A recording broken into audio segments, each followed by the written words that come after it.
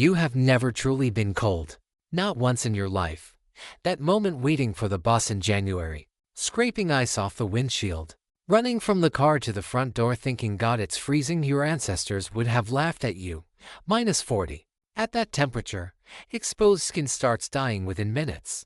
Every breath feels like swallowing broken glass. The wind doesn't cool you, it moves through you. A modern human dropped into the ice age without preparation would be dead before sunrise. But your ancestors didn't just survive it. They lived there, built homes, raised children, made art, and they did it far better than anyone gives them credit for.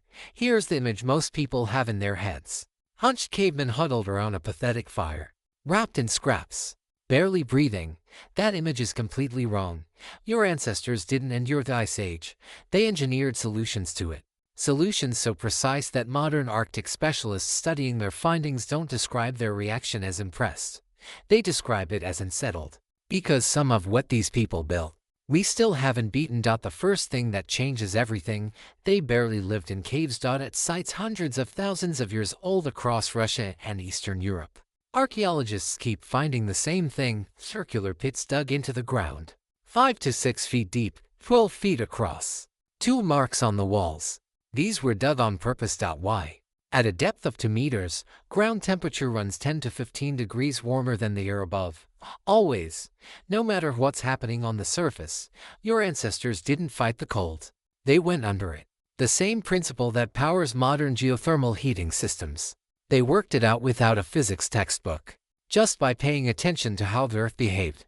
But going underground was only the first layer. At a site called Dolní Stanis in the Czech Republic 26,000 years ago, the walls of shelters were built in 3 distinct layers, each one doing a specific job. Inner layer, animal hide with the fur facing inward, traps warm air against the body. Middle layer of dried grass and moss, draws moisture away before it can freeze. Outer layer, woven mats of reed and bark, blocks wind but allows the wall to breathe. This wasn't guesswork. Someone had figured out that the real threat wasn't the cold itself. It was moisture destroying the structure from the inside. Look at the cross-section of the wall in your home right now. Vapor barrier, insulation, waterproofing, the physics are identical. The materials are different. The logic is the same. Now here's the part that stops people cold. Ukrainian steppe, 15,000 years ago. Someone is standing over the bones of a woolly mammoth and thinking, I can build a house out of this. And they do. At Mezrich in what is now Ukraine, archaeologists found homes built entirely from mammoth bones. Skulls weighing close to 100 kilograms used as foundation blocks. Curved tusks forming the dome framework. Hundreds of smaller bones packed into the gaps. The whole structure wrapped in stitched mammoth hide. When researchers built an exact replica and measured the results, a single modest fire inside held the interior temperature 20 to 25 degrees warmer than outside. Some modern Arctic shelters with electric heating and industrial insulation don't do better. Stone Age people, bones, hides, stone tools. 21st century thermal performance. Inside these homes, fire wasn't a campfire. It was a heating system, a central hearth for main heat. Smaller fires around the edges creating warm zones for different activities. The layout wasn't random, it was planned. The way you plan rooms in an apartment. In treeless steppe, wood was almost non-existent. So they burned what was available in abundance of dried mammoth dung, prepared specifically for burning, and bones processed for specific heat output. Chemical analysis of ancient hearths shows this wasn't casual. The fuel was prepared. And ventilation. A warm enclosed space accumulates moisture. Breath, cooking, bodies, all of it produces water vapor. At sub-zero temperatures, that vapor freezes inside the walls and destroys them from within. The solution, the small openings near the ground pulling in cold air, openings near the ceiling releasing warm humid air. Passive ventilation. In a mammoth bone house, 15,000 years ago, none of it would have worked without one small object. Around 170,000 years ago, people started wearing clothes permanently. Scientists know this not from the clothes themselves. They didn't survive. They know it from lice. The body louse split from the head louse as a separate species at exactly the point when permanent clothing appeared. The louse needed somewhere to live. Then, 30,000 years ago, The needle appeared. Bone needles found across Europe and Siberia are so thin and precise that researchers trying to reproduce them using period-accurate tools struggled to match the quality. The eye of some needles is less than a millimeter across. The needle made a system possible, not just clothing. A tight-fitting inner layer, a middle insulating layer, an outer layer for wind and moisture, hoods, trousers, boots with soles designed for ice. Essentially the same layered system recommended in modern mountaineering guides. They arrived at it 30,000 years ago through a process where the people who got it wrong didn't survive to pass on the mistake. Food in the Ice Age wasn't about taste. It was about fuel. In extreme cold, your body burns 50% more calories just to maintain temperature.